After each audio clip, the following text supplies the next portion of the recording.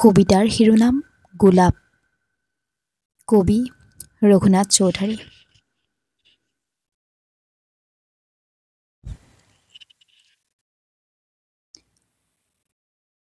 কাৰ পৰশত ফুলিলি বান্ধৈ, অ মোৰ সাদৰী ফুলাম পাহি।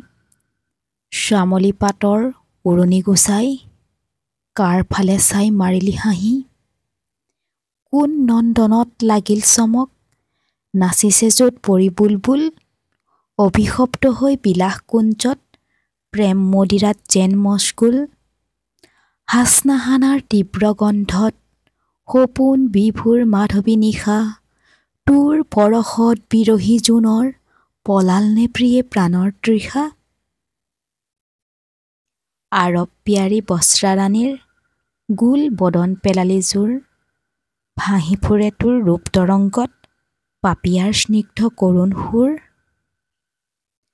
ফুলিলি যিদিনা মৰু উদ্যানত, উৰিৰ সৌৰভ জগত জুৰি।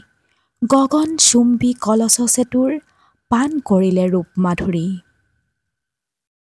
আছিলেনে প্ৰিয়ে বেবিলনৰ গুল বাগানৰ ফুলৰ ৰাণী। স্বৰ্গৰ নন্দনত সাজলি শূন্যত, কবিৰ মুখত অমৰ বাণী।